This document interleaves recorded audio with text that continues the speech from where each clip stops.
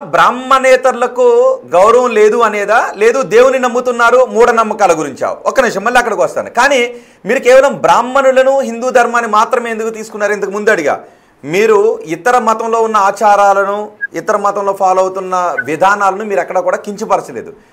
ఆయనకి దమ్ము లేదు అక్కడ తీసుకోవడానికి. చదువుకున్నటువంటి వ్యక్తిగా, మహా విద్వాంసుడిగా, చదువుకున్న వ్యక్తిగా ఆయన గౌరవించవచ్చు, మేము రెస్పెక్ట్ ఇస్తాను నేను.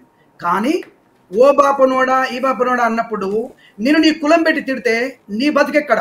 అది గుర్తు పెట్టుకోవాలి ఫస్ట్ మీరు. నా కులం ఉంటాయి కదా నన్ను తిట్టడానికి. నన్ను తిట్టడానికి నాకు కులం ఉంటాయి కదనయ్యా. నేను విషమాలో ఉండే అదేంటరా నీకు కులము లేదు, ఏది లేదు, యాక్సెప్టెడ్.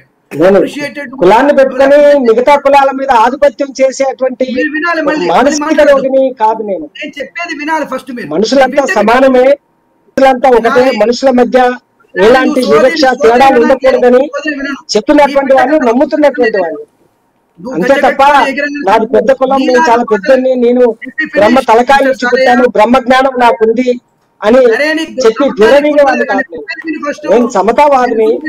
అందరూ సమాజంలో పుట్టిన ప్రతి ఒక్కరికి గౌరవం ఉండాలని కోరుకున్నారు. సారయ్య గారు ఒక్క నిమిషం, సారయ్య గారు ఒక్క నిమిషం, ఒకసారి సారయ్య గారు ఒక్క నిమిషం అండి. సారయ్య గారు ఒక్క నిమిషం. ఓకే, కిరణ్ శర్మ గారు, ఓకే, అడగండి, ఏం అడగాలనుకున్నారు?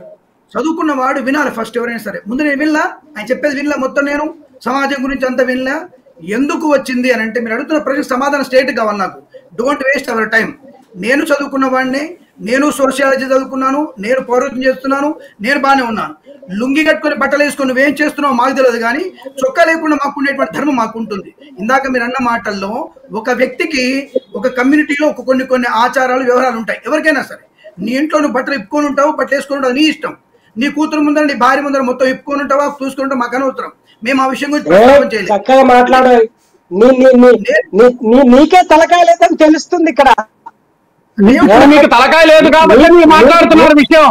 మీరు మాట్లాడే మీరు డైవర్ట్ చేయొద్దు. ఆవేశపడద్దు సారయ్య, ఆవేశపడద్దు.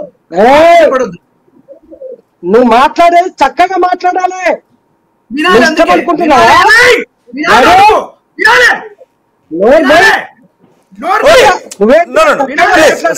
సారయ్య గారు, కిరణ్ గారు, సారయ్య గారు, కిరణ్ గారు, ఒక్క నిమిషం,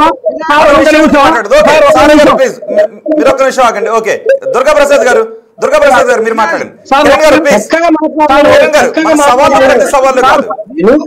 నీకు నైతికత, నేను మాట్లాడినా, నేను సమాధానం చెప్తున్నా, నువ్వు చక్కగా మాట్లాడాలి. చక్కగా మాట్లాడకపోతే మీరు ఇప్పటికి కూడా మీరు జ్ఞానం లేదు, బుద్ధి లేదని తెలిసిపోతుంది నీ మాటలు వింటేనే. ఒక్క నిమిషం, ఓకే ప్లీజ్. జ్ఞానం లేదో బుద్ధి లేదో ఓకే, దుర్గాప్రసాద్ గారు. సార్, ముందుగా బిగ్ టీవీ ప్రేక్షకులందరికీ కూడా నమస్కారం అండి. ఒక్క నిమిషం, మీరు మాట్లాడినప్పుడు మేము విన్నాం. మేము మాట్లాడేటప్పుడు మీరు కూడా వినండి. ఫస్ట్ మనకి ఏంటంటే, ఎదుటివాడు ఏమి చెబుతున్నాడు అనేది వినండి. ఫస్ట్ మీకు మనకి జ్ఞానం తెలివిచ్చాడు భగవంతుడు. ఆ జ్ఞానంతో మాట్లాడేటప్పుడు ఎదుటి వ్యక్తి ఏం మాట్లాడతాడు, మీరు మాట్లాడినప్పుడు ఎవరు మాట్లాడాలి. ఇప్పుడు మీరు క్వశ్చన్ చెప్తాం, నేను చెప్తా వినండి. మీరు మాట్లాడే మాట అదే నేను చెప్తా. ఒక కులాన్ని ఇచ్చేసేటప్పుడు మనం దగ్గర పెట్టుకొని మాట్లాడాలి వాళ్ళు. ఎందుకు? కొన్ని ధర్మాలు, నియమాలు మాకుంటాయి.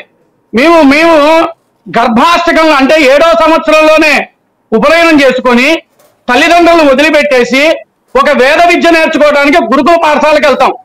మీరు వెళ్ళలేదా? మీరు బడికి వెళ్ళలేదా? చదువుకోలేదా? అలాగే మేము జ్ఞానాన్ని సంపాదించుకుంటాం. నేను మాట్లాడింది కొద్ది అయితే దానికి ఇంకా కుటుంబాన్ని కోడ్ చేస్తూ ఇల్లు అని. అవునండి, మీరు చెప్పేది వినండి. అట్లా కాదు, మీరు చెప్పినప్పుడు మేము విన్నాం కదా. మేము చెప్పేటప్పుడు కూడా మీరు మాట వినండి. మా తల్లిదండ్రులు వదులుకొని 7వ ఏటన వేద పాఠశాలకు వెళ్ళి, గురుకుల విద్యకెళ్ళి గురుముఖంగా నేర్చుకుంటాం విద్యని.